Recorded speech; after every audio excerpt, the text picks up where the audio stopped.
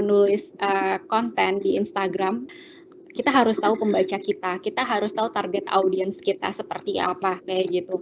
Nah, cara cari tahu target audiens kita adalah sebenarnya kita bisa memetakan ya Bapak Ibu, kita nih mau fokus di mana sih, mau ngembangin kontennya ini buat siapa.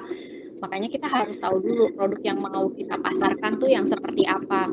Apa tentang pengetahuan, apa tentang pendidikan, apa tentang gaya hidup hijau seperti itu, atau tentang keuangan, teknologi, macam-macam gitu. Jadi dari situ nanti kita bisa gali-gali lagi seperti kira-kira kalau orang yang concern di bidang anak-anak biasanya siapa sih? Kayak misalkan kita mau bikin platform mengenai parenting seperti itu ya Bapak Ibu. Parenting kan lagi rame tuh ya.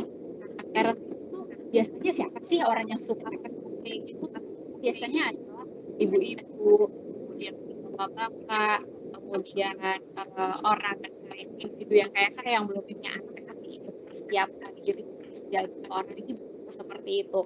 Terus remaja juga mungkin mereka pengen tahu gitu ya cara mengasuh anak tuh yang baik kayak gimana sih kayak gitu. Jadi supaya mereka bisa lebih mengerti ibunya kayak gitu kan.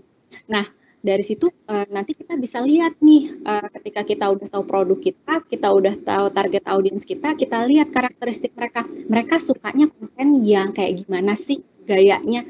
Apakah suka konten dengan gaya humor ataukah dengan sentimental seperti itu yang melibatkan emosi, ataukah gaya komunikasi yang seperti apa kayak gitu, ataukah yang formal atau yang informal seperti itu. Langkah yang selanjutnya adalah kita harus tahu brand kita yang mau kita bangun itu seperti apa. Yang tadi saya sebutkan di awal, kita harus tahu ya brand yang mau kita bangun itu seperti apa. Nah, kemudian karena gini Bapak Ibu, kalau kita tidak tahu branding kita atau positioning dari platform yang mau kita garap seperti itu, kita akan kesulitan untuk bikin kontennya. Jadi alhasil konten yang kita buat dan kita rancang itu jadi nggak konsisten. Kok ini kontennya terkait dengan komunikasi, tapi kok malah bahas soal kesehatan ya. Walaupun mungkin ada irisannya ya, tapi yang kita bahas kan adalah komunikasi kesehatannya, bukan kesehatannya itu sendiri, seperti itu. Nah, kemudian misalkan kayak ini ada akun kok bisa seperti itu. Mungkin Bapak Ibu atau teman-teman di sini ada yang follow akun ini seperti itu.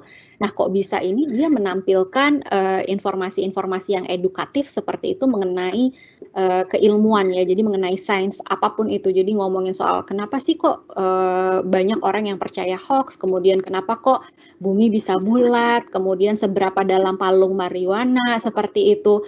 Kemudian Mount Everest itu seberapa tinggi gitu, kenapa di kutub ini dingin banget. Jadi konten-kontennya pun konsisten. Alhasil kok bisa ini dia cukup banyak mendapatkan atensi ya gitu. Dari pertama kali saya ngikutin itu cuma puluhan ribu sampai sekarang itu jadi jutaan seperti itu. Karena kembali lagi dia tahu gitu konten yang mau dibangun itu seperti apa. Mereka tahu gitu, mereka memposisikan brand mereka itu bagaimana.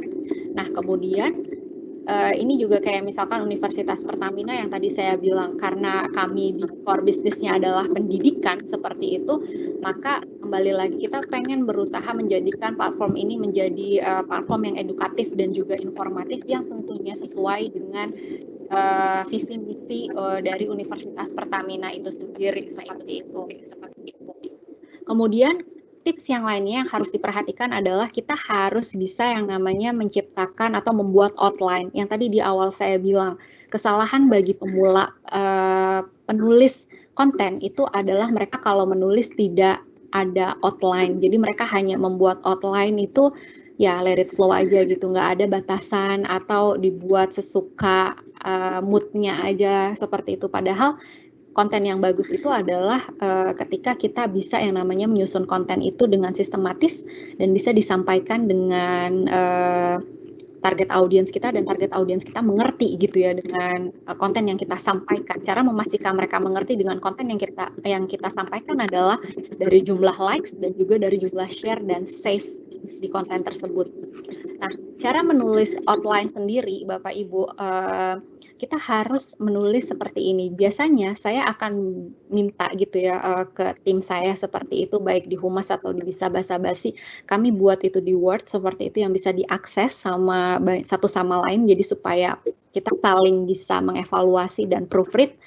Nah, biasanya yang pertama itu adalah kita nentuin judul beritanya dulu. Jadi judul kontennya seperti itu. Nah, judul kontennya ini juga harus eye catching, kemudian harus engaging, harus atraktif. Tapi yang harus diingat adalah kita nggak boleh yang namanya clickbait seperti itu ya.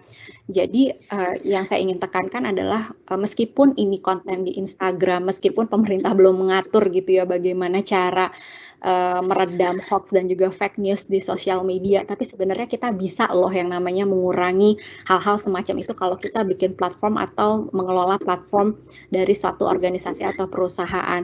Nah, kita bisa memulai dengan tidak yang namanya menaruh judul clickbait seperti itu. Jadi usahakan memang judulnya itu singkat, padat, jelas, dan juga menarik seperti itu. Kemudian di setiap slide ini kita kasih apa namanya konten-konten yang misalkan di slide 2-nya. Nah, slide 1 ini kan pasti judul ya Bapak Ibu. Kemudian slide 2-nya ini baru deh tuh kita ngomongin soal introduction-nya dulu atau perkenalan. Kita nih mau ngomongin apa sih gitu. Karena biasanya user itu atau pengguna mereka akan ngelihat dari 3 konten pertama kita seperti itu. Kalau misalkan konten di awalnya nggak menarik, mereka nggak akan mau nggak mau akan apa ya, swipe left gitu ya, ibaratnya geser-geser lebih lanjut mengenai konten kita. Kan sayang kan kalau kita udah bikin konten sampai 10 halaman gitu ya, atau 10 slide, tapi ternyata nggak bisa dinikmatin sama orang seperti itu, atau exposure-nya sedikit. Selanjutnya adalah yang tadi saya sebutkan gitu ya, ketika kita mau mempublikasikan konten, kita harus bikin outline. Jadi setelah kita tahu target audiens kita tahu yang namanya personality kita atau branding kita atau positioning kita. Kemudian yang ketiga adalah kita harus bikin yang namanya outline seperti itu. Ini fardu ain ya Bapak Ibu kalau buat content writer seperti itu, buat outline atau susunan tulisan itu harus bagus seperti itu ya. Karena yang tadi saya bilang di awal, kalau kita tidak bisa membuat tulisan secara sistematis seperti itu, maka kemungkinan besar pembaca itu tidak bisa menangkap pesan yang ingin kita sampaikan. Kembali lagi saya ingatkan, yang namanya menulis itu ibaratnya kita berbicara seperti itu. Jadi kita harus tahu apa yang mau kita sampaikan, kita harus tahu target audiens kita harus tahu gimana cara nyampeinnya dengan bahasa semudah mungkin yang disesuaikan dengan target audiens kita. Nah, supaya outline-nya itu bisa baik seperti itu, Bapak Ibu bisa membuatnya di Word, di Microsoft Word atau di Google Docs yang bisa diakses oleh siapapun yang ada di timnya seperti itu. Dan kemudian kita bisa mulai dari bikin judulnya terlebih dahulu. Tadi saya singgung di awal kalau bikin judul itu memang harus yang atraktif dan juga engaging, tapi jangan sampai misleading atau clickbait seperti itu ya Bapak Ibu. Jadi judulnya singkat, padat, jelas, tidak bermuatan clickbait seperti itu. Kemudian biasanya judul itu akan ditaruh di halaman pertama atau di slide pertama. Kemudian slide-slide selanjutnya itu kita bisa mulai ngomongin ke konten yang mau kita bahas. Nah, biasanya di slide kedua ini kita akan ngomongin konten yang sesuai dengan judul kita terlebih dahulu. Misalkan kayak ngomongin ini ya Menanti dari Jerome Pauline seperti itu. Nah, kita di sini ngomongin dulu Menanti itu apa, si Jerome Pauline ini siapa sih kayak gitu kan. Jadi biar orang tuh tahu gitu kan. Oh si Jerome itu yang dia itu seleb tweet ya, selebgram yang memang populer banget gitu kan.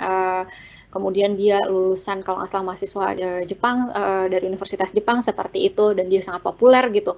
Jadi ada kedekatan gitu. Kita harus bangun kedekatan itu di slide-slide awal Bapak Ibu. Karena kalau kita nggak bisa bangun kedekatan itu agak sulit kan, sama ya kalau misalkan kita berlatih public speaking, 7 menit pertama itu adalah 7 menit yang dianggap kritikal kayak gitu untuk bisa membangun kedekatan dengan audiens kita. Di Instagram atau di konten di manapun itu kayak gitu, itu juga seperti itu. Jadi untuk bisa menarik yang namanya rasa penasaran audiens kita, kita harus bisa membangun itu di slide 1, 2, dan 3 seperti itu. Nah, baru di slide-slide selanjutnya, kalau misalkan Bapak Ibu mau ngomongin soal sisi edukasinya atau sisi informasinya itu bisa disampaikan di slide-slide selanjutnya. Dan jangan lupa untuk mencantumkan slide mengenai referensi seperti itu. Nah, kemudian setelah kita bikin outline-nya, kita harus melakukan riset. Ini yang tadi sempat saya singgung juga. Kembali lagi, ini yang akan membedakan platform kita dari platform yang lainnya atas dasar riset yang kita lakukan seperti itu. Karena kan kita mau menjadikan platform ini informatif, edukatif, seperti itu untuk membangun citra dan reputasi. Jadi mau nggak mau, kita harus yang namanya bisa riset secara mendalam, baik itu di jurnal, di buku, ngundang pakar, seperti itu. Apapun itu bisa kita jalankan dan bisa kita lakukan seperti itu untuk mendukung konten dan tulisan kita. Karena kalau konten atau tulisan kita itu cuma banyak penjelasan-penjelasan teori, orang bakalan bosen gitu. Tapi mereka senang kalau misalkan baca-baca konten yang isinya itu ada fakta-fakta yang terkait sama mereka.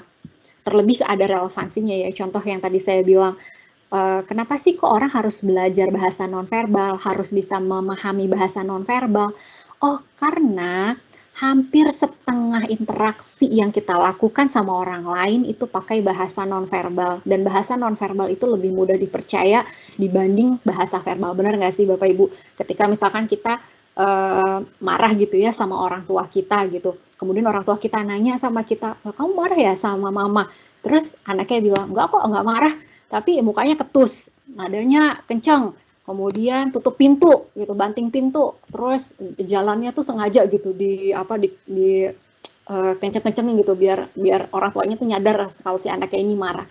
Nah, orang tua mana gitu yang percaya kalau dari bahasa nonverbal yang disampaikan sama si anaknya itu nggak marah. Pasti kan orang tuanya karena kamu marah ya sama mama. Enggak kok, nggak marah. Nah, alhasil orang tua jadi percaya kan, oh ternyata emang marah gitu. Nah, dari situ kan akhirnya kita punya kedekatan ya dengan konten ini. Oh, aku juga sering kok kayak gitu gitu. Karena kebanyakan aku memang pakai bahasa nonverbal seperti itu untuk menyampaikan emosi dan kata-kata aku kayak gitu. Nah, kedekatan-kedekatan inilah yang pada akhirnya dibangun dari riset yang kita dapatkan seperti itu. Saya mencari ini juga berdasarkan riset ya Bapak Ibu gitu. Maksudnya saya nggak self-proclaim gitu ya bahwa ini 55% orang begini, begitu, gitu. Tapi ya karena ada risetnya memang menunjukkan seperti itu. Kemudian bahasa tubuh tuh apa aja sih bahasa nonverbal? Oh ternyata selain bahasa tubuh ada kontak mata, ada suara, sentuhan, penampilan. Mungkin orang banyak yang nggak tahu gitu ya kalau penampilan itu menjadi salah satu cara kita berkomunikasi atau menyampaikan diri kita seperti itu kan.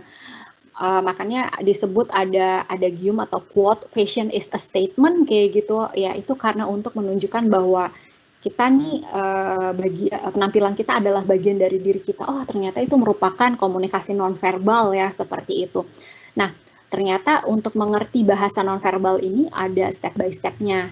Nah ketika kita mengetahui tadi ya fakta yang fun fact ini, kemudian tipe komunikasi dan cara membacanya kembali lagi itu kita gali secara mendalam dari riset-riset yang sudah pernah kita lakukan sebelumnya, baik itu baca buku atau baca jurnal seperti itu, dan kita bandingkan, kita kumpulkan, kemudian kita lihat satu sama lain gitu, mana yang bisa dipakai, mana yang bisa digunakan, ini sesuai nggak dengan konteksnya orang Indonesia seperti itu. Karena balik lagi ternyata bahasa nonverbal ini memang dia bahasa di seluruh dunia, tapi ternyata pemahamannya itu setiap daerah itu punya atau negara itu berbeda pemaknaannya, dan itu yang harus kita tekankan seperti itu. Meskipun kita melakukan riset atau menggali data lebih dalam, tapi kita harus sesuaikan kembali gitu dengan masyarakat kita. Ini sesuai nggak dengan masyarakat Indonesia? Kira-kira kalau disampaikan gitu ya. Karena kan pasti ada berbeda ya. Karena kan kebanyakan rujukan yang diambil mungkin rujukan dari luar negeri, tapi kembali lagi apakah itu sesuai kayak gitu dengan masyarakat kita. Nah itu kemudian gaya penulisan dan juga KBBI ini yang saya tekankan, meskipun kita nulis di media sosial ya yang sifatnya memang mungkin lebih informal karena banyak anak-anak muda, kemudian bahasanya juga harus lebih atraktif, tapi bukan berarti kita mengabaikan apa namanya, penulisan-penulisan yang sesuai dengan ejaan seperti itu. Makanya saya suka bilang ke mahasiswa gitu ya, atau di tim kami gitu, suka bilang gini, "Coba cek dulu di KBBI ini bener nggak, ada nggak kalimatnya," kayak gitu. Ini kalau, misalkan kayak mempengaruhi kayak gitu ya, selama ini mungkin orang taunya mempengaruhi gitu, tapi ternyata ketika kita ngelihat di KBBI, oh namanya memengaruhi, bukan mempengaruhi. Atau misal ketika kita mau nulis konten tentang Ramadan, biasanya orang-orang nulisnya Ramadan pakai H kayak gitu. Oh ternyata yang benar itu Ramadan nggak pakai H seperti itu. Nah itu kita harus update. Ternyata repot ya nulis gitu. Kembali lagi nulis itu kan itu merefleksikan siapa kita sebenarnya kan sebetulnya, apalagi kalau kita platformnya platform edukatif, kemudian atau mungkin kita kerja di satu organisasi, maka mau nggak mau ya kita harus memperhatikan itu. Jadi meskipun bahasa yang kita gunakan ini bahasa sehari-hari gitu ya atau informal, tapi bukan berarti kita mengabaikan penulisan-penulisan semacam itu. Seperti itu, makanya kita harus tahu nih kira-kira kita mau gaya nulisnya yang kayak gimana. Apakah yang memang mengabaikan unsur-unsur itu, kemudian menggunakan banyak bahasa slang atau bahasa percakapan sehari-hari seperti itu ya, atau mau yang seperti apa, atau kombinasi. Kalau saya prefernya itu lebih ke kombinasi seperti itu. Jadi kita nggak mengabaikan yang namanya EYD seperti itu, tapi kita tetap masih menggunakan bahasa yang mudah dimengerti. Nah, yang terakhir yang paling penting Bapak Ibu dan teman-teman sekalian adalah proofread. Jadi ini yang sering terlewat, kadang kita kalau nulis merasa kita pakai kacamata kuda gitu ya, membaca dari sudut yang ngebuat atau yang menulis dan merasa bahwa oh kayaknya tulisan ini udah oke nih kalau dari perspektif aku gitu. Padahal mungkin ketika saya ngasih ke Mbak Pristia gitu ya, mungkin punya pandangan gitu, Mbak Ita ini kayaknya kurang A deh, ini kurang B deh gitu. Misalkan ini typo nih seperti itu. Ini kayaknya kurang titik deh atau kurang koma, punctuation-nya kurang dan sebagainya. Nah, itu penting banget gitu. Jadi proofread itu untuk membantu kita mengevaluasi konten. Karena kalau misalkan konten itu sudah publish, itu sebenarnya bukan haram hukumnya ya, tapi sebisa mungkin ketika konten sudah publish jangan ditarik lagi Bapak Ibu. Makanya sebisa mungkin gitu ya ketika kita udah mempublikasikan konten seperti itu, kita harus benar-benar make sure dan yakin gitu bahwa konten itu akan siap saji dan bisa dikonsumsi sama masyarakat seperti itu. Makanya harus proofread, kalau bisa mungkin 2 orang untuk bisa ngebaca dan cari tahu gitu. Kadang-kadang kayak misalkan di kami gitu ya, konten yang terkait di Universitas Pertamina gitu. Kadang-kadang saya suka iseng nanya ke mahasiswa saya gitu, kamu ngerti nggak sih kalau dikasih konten kayak gini? Terus mereka bilang, Bu, ini bahasanya agak ngebingungin. Oh oke, aku akan ngomong sama timku gitu. Atau misalkan kayak di Bisa Basa-Basi gitu, saya juga akan ngomong ke adik saya atau ke keponakan saya yang masih remaja. Saya tanya ke mereka kontennya gimana, Mbak, kontennya ini yang ini terlalu berat, bisa nggak bisa lebih dimudahkan bahasanya dan sebagainya, atau ini ada typo dan sebagainya. Nah, proofread itu pentingnya untuk itu. Oke, terakhir itu aja Mbak Pristia dari saya. Bapak Ibu kalau misalkan mau ada pertanyaan lebih lanjut, Bapak Ibu bisa kirim email ke sini atau ke nomor handphone di sini. Dan juga ini ada alamat Instagram dan LinkedIn saya yang nanti Bapak Ibu bisa ikuti. Terima kasih.